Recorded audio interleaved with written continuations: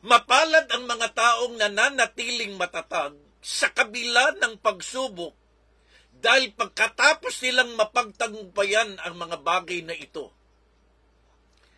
tatanggapin nila bilang gantimpala ang putong ng buhay na walang hanggan na ipinangako ng Diyos sa Kanya'y nagmamahal. Purihin po ang salita ng ating Diyos sa buhay. Ito po yung ating outline. Pakisulat po nating lahat dahil naniniwala tayo, note takers are world changers. The crown of light. 3 keywords for the crown of light. 3 mahalagang salita para makamtan po natin at mapag-ingatan po natin yung putong ng buhay na nakalaan para sa atin na naglilingkod sa Kanya. The first keyword, endurance. The second keyword, eternal. And the third keyword, exaltation. 3 keywords to hold fast the crown of light. Endurance, eternal, and exaltation. So tayo ngayon ay humanda sa pakikinig at pag-aaral ng salita ng ating Panginoon. Ang sabi ng James chapter 1 verse 12, it begins by highlighting the virtue of endurance. Tingnan natin yung unang susi. The first key word to hold fast our crown of life is the word endurance. Anong sabi ng aklat ng Santiago? Blessed is the one who endure temptation.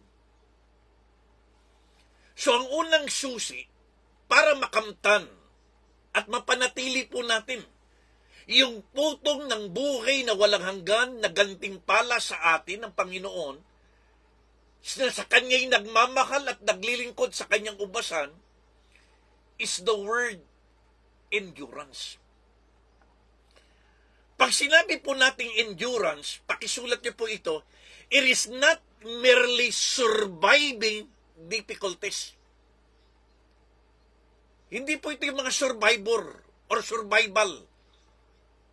Ang ibig sabihin ng salitang endurance is striving in the midst of difficulties and trial. Kaya ang unang susi, ang unang salita na dapat dating panghawakan to hold fast our crown of life is the word endurance. Na hindi lamang tayo nagiging survivor ng mga kabigatan, ng mga problema, ng mga kahirapan na pinagdadaanan natin, kundi ang binabanggit dito is striving in the midst of them. Hindi lamang tayo pasang-awa, kundi tayo'y nagtatagumpay. Flourishing and victoriously overcoming our trials and sufferings in life. So yung crown of life ay ipinangako hindi lamang sa mga survival. Ito ay ipinangako sa mga mananagumpay. Kaya mga kapatid, mga kaibigan, kung tayo'y dumadaan sa matitinding pagsubok ng buhay, ang ginamit niya sa ibang salin, to those persevering under trial. Yung ba kapag tayo'y humaharap ng matitinding pagsubok, hindi lamang tayo nagsusurvive, kundi tayo'y nagtatribe, nagtatagumpay. Bilang isang mga Kristiyano, tandaan po natin ito, as believers in Christ, we are promised that trials and tribulation is part of our Christian life. Kung ikaw ay isang mananampalataya, isa kang lingkod ng Diyos, isa kang anak ng Diyos, isa kang manggagawa. Anong sabi po ng Biblia? God has not given us Not only to believe on His name, but even to suffer for His name's sake.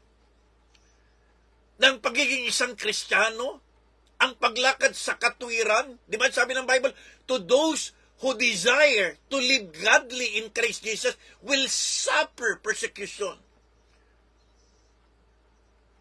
Kaya kapag ikaw ay isang lingkod ng Diyos, isa kang anak ng Diyos, na lumalakad ka sa kanyang katwiran, lumalakad ka sa kanyang kabanalan, lumalakad ka sa kanyang kalooban, ginagawa natin yung tama't kalugod-lugod sa kanya, kalakip po ng ating paglakad sa kanyang katwiran, trials, suffering, and persecution. So endurance, it builds our character. It strengthens our faith, and it draws us closer to God. So yung endurance of life ay purpose-driven. Pinapahintulutan ng Diyos bilang mga mananampalataya na naglilingkod, matapat na lumalakad sa kanyang katwiran. Kung isa kang manggagawa na ginagawa mo yung tama, kung isa kang estudyante nag-aaral ka ng tama, kung isa kang kagawad na ginagawa mo yung tama, hindi lahat ng tao ay matutuwa sa iyo. May mga taong maiinis dahil tama ang ginagawa mo. At doon natin mararanasan yung endurance. And endurance, it will build our character. It will strengthen our faith. And it will draw us closer to God. Para tayo yung sabi nila, it is just like a blacksmith refining metal through fire. Di ba sa pamamagitan ng apoy, lalo niyang pinatitibay, pinatatatag, yung mga bakal na kanyang hinuhulma. So just like a blacksmith that refines metal through fire, Christians are being refined by trials, making us more like Christ. So again, tandaan po natin ito. Endurance is not just the ability to bear difficulties, but it is the ability to turn it into glory from trials to triumph. So the first key word to hold fast the crown of life, endurance. The attitude of endurance.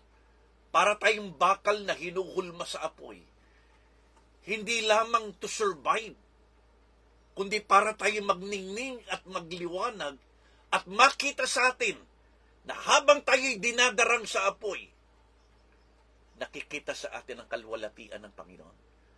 Kaya kapatid, kaibigan, ikaw na dumadaan sa mga apoy ng pagsubok, ikaw na dumadaan sa mga apoy ng kuliranin, karamdaman, kahirapan, kakulangan, kakulungkutan, sana po sa mga pagsubok na yan ay nagniningning ang kalwalatian at ang katapatan ng Panginoon. Tama o may tama? Number 2, basahin uli natin yung verse 12 ng James chapter 1. Because having stood the test of time, that person will receive the crown of life. Second key word to hold fast the crown of life is the word eternal. Sulat niyo po, eternal. Ang pangalawang susi para ating mapanatili na matanggap ang gantimpala ng korono ng buhay na walang hanggan.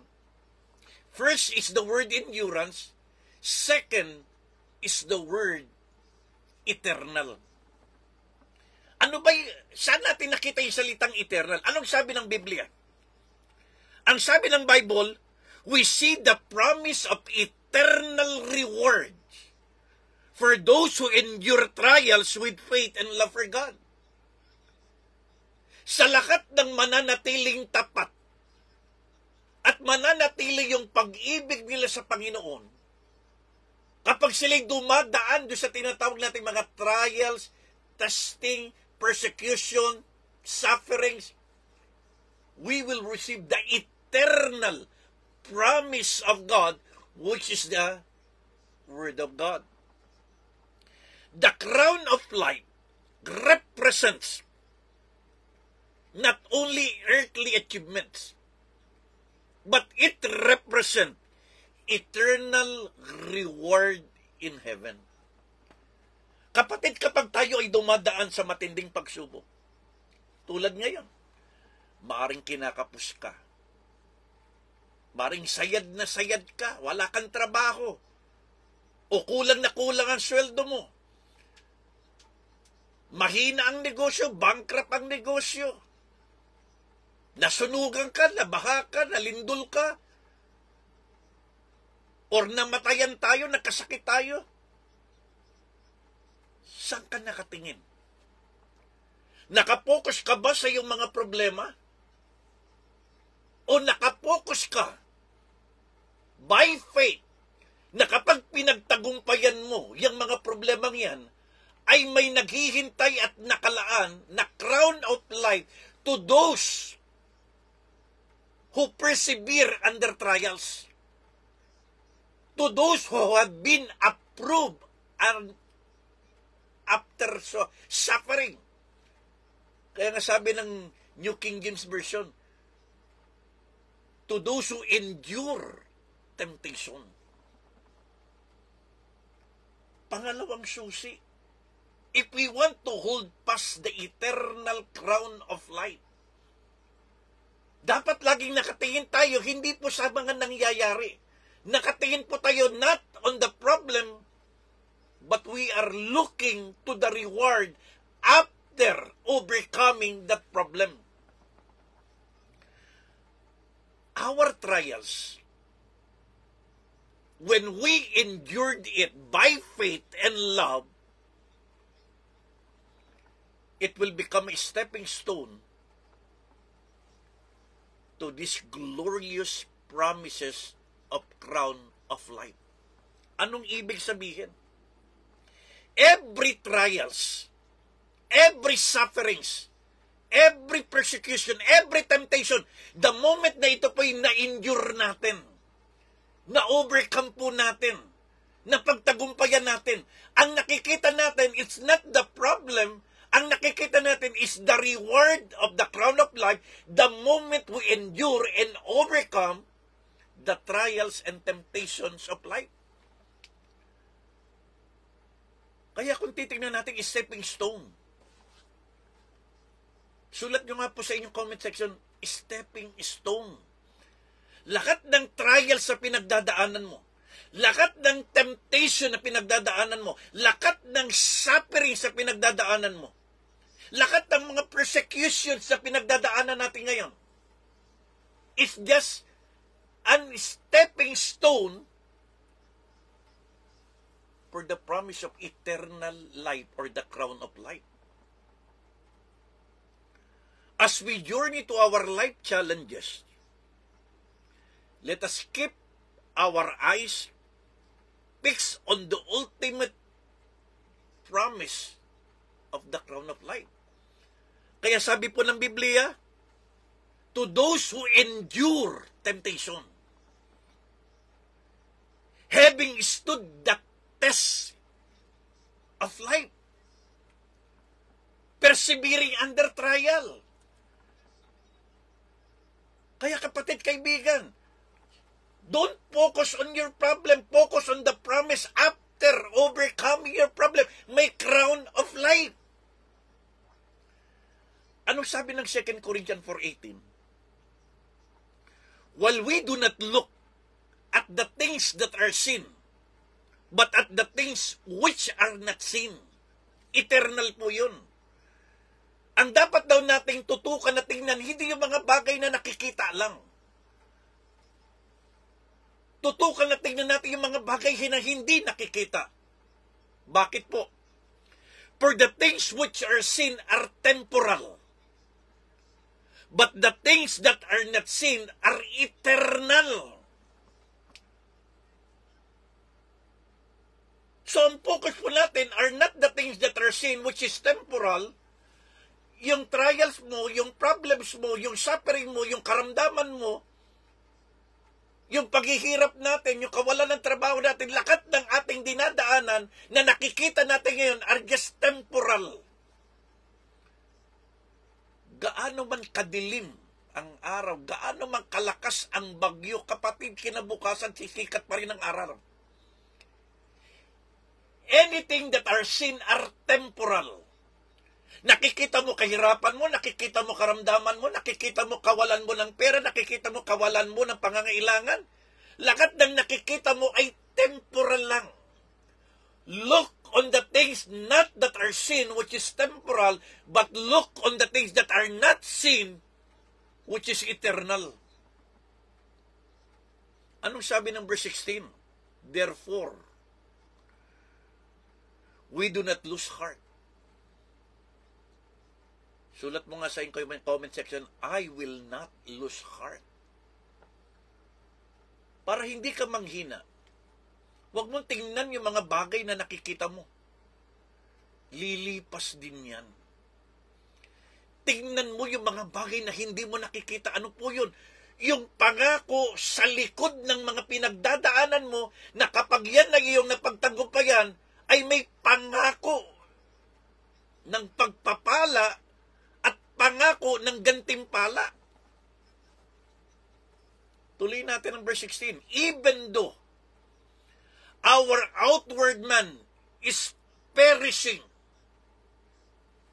yet the inward man is being renewed day by day.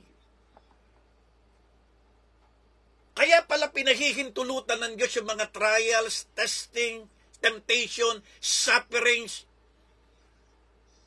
Ginagamit ng Panginoon lakat ng mga pinagdadaanan natin ngayon to renew us day by day. Gagamitin ng Lord ang lakat ng mga problema, lakat ng kapagsubukan upang ikaw ay mapatatag, ikaw ay mapatibay, ikaw ay maging matapang. Kailan ba tayo nagiging matapang? Kailan ba tayo nagiging matatag? Kailan ba tayo nagiging malakas? Di ba kapag dumadaan tayo ng mga bagyo ng buhay? Kaya sabi ni Pablo, even though my outward man is perishing, yet my inward man is being renewed day by day. Alam niyo, tanungin niyo yung mga taong matatagumpay ngayon. Ang sekreto nila, kaya sila naging matagumpay sapagkat marami silang pinagdaan ng mabibigat na pagsubok. So the second key to hold fast the crown of life is the word eternal. Review lamang. The first key to hold the crown of life, endurance. The second key to hold fast the crown of life, eternal. So lahat ng pinagdadaanan natin is just a stepping stone. Focus not on the problem, but focus on the promise when we overcome that kind of problem. Patunayan mo sa Diyos na lahat ng pagsubok na pinagdadaanan mo ay kaya mong pagtagumpayan. Patunayan mo sa Diyos na ikaw ay tapat at mapagkakatiwalaan ng Diyos sa bawat pagsubok na iyong dadaanan. Anyone who desire to live godly in Christ Jesus will suffer persecution. And God called us not only to believe but even to suffer. Nagiging partakers tayo ni Kristo. The third and final, dito po ako magtatapos. The third key word sa crown of life. Again, first key word, endurance. Second key word, eternal.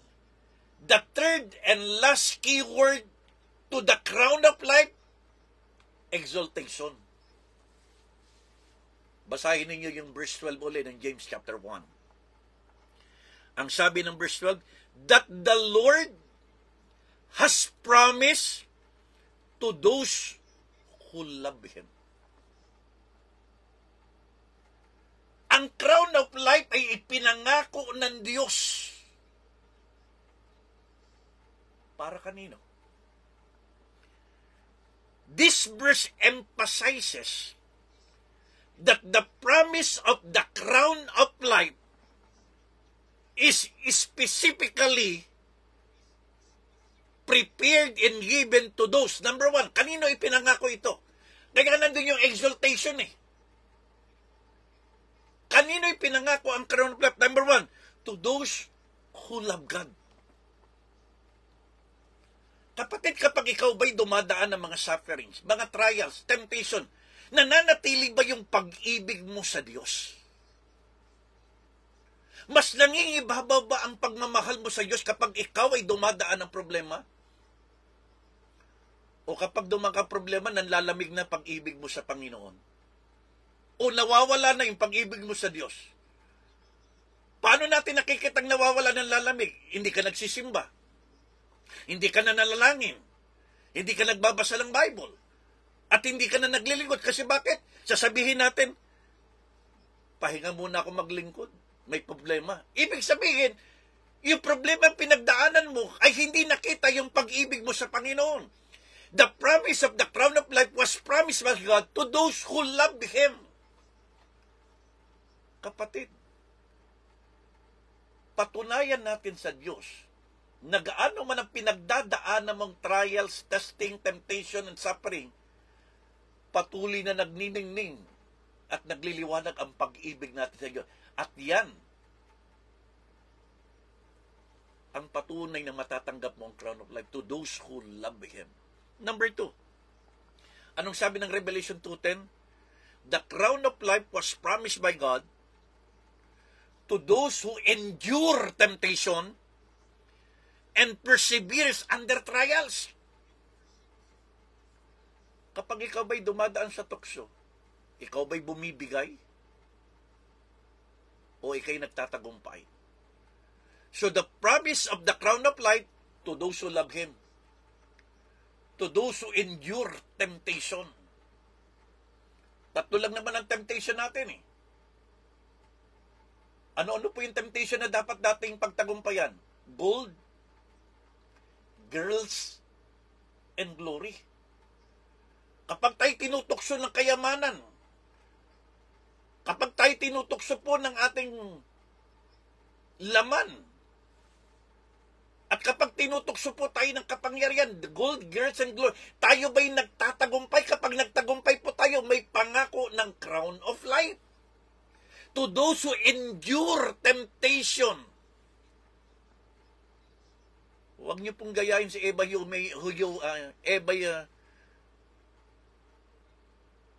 kumanta ng tukso, layuan mo ko. Hindi ho lumalayo ang tukso. Lalapit at kakapit yan.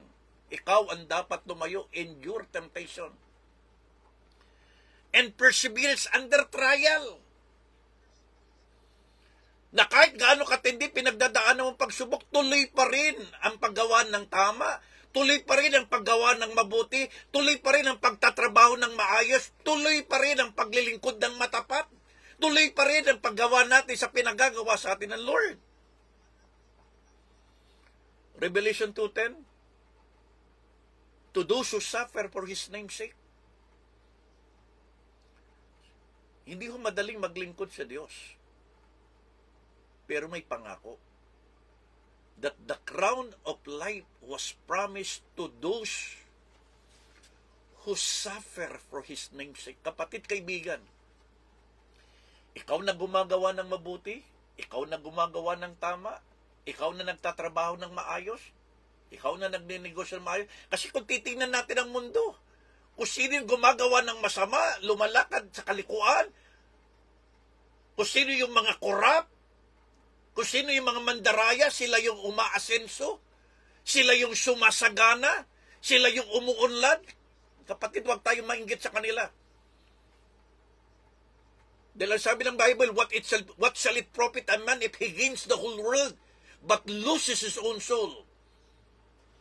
Pero tayo, ang gantimpalang hinihintay natin, hindi yaman ng lupa, kundi ang korona ng buhay na ibibigay ng Diyos to those who suffer for His name's sake. Lakat ng hirap na pinagdadaan mo nga sa ngalan ng paglilingkod mo sa Panginoon, sa ngalan ng paggawa mo ng tama't matuwid, kapatid, may gantimpala ka na crown of life. And lastly, again, the crown of life was promised saan? To those who love Him.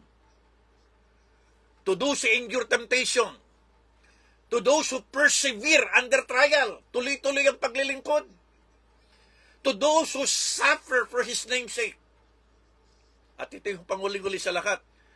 To those who lay down their life for Jesus. Kaya yung mga namatay sa paglilingkod sa Diyos, hindi yung sayang buhay nila. Dahil may pangako ang Diyos. To those who lay down their life for Jesus will receive the crown of life. Tandaan po natin ito. Our endurance through trials, testing, temptation, and suffering is a testament of our love for God. Kaya kung ikaw ay mananatiling tapat at mananagumpay sa bawat trials, testing, temptation, sufferings, and persecution, iyan ay patunay ng iyong pagmamahal sa Panginoon. It is an act of worship and devotion. Basahin po natin itong Revelation 2:10 na binabanggit ko kanina pa. For those who suffer for His name's sake, especially to those who lay down their life for Him, we receive the crown of life. Take note, nakalagay, we receive the crown of life by being faithful to the Lord Jesus Christ. Kaya kapatid, kaibigan, yung trials, testing, temptation, sufferings, persecution na pinagdadaanan mo, by faith, blessing in disguise. Dahil sa likod ng bawat trials, testing, temptation, trials, and suffering, persecution, may nakaabang na pangako at gantimpala. So, saan ka nakatingin? Sa problema o sa gantimpala? So, the three key words to hold fast your crown of life, wag nating palalampasin ito. Endurance. Eternal exaltation. So in closing, there is always triumph through trials.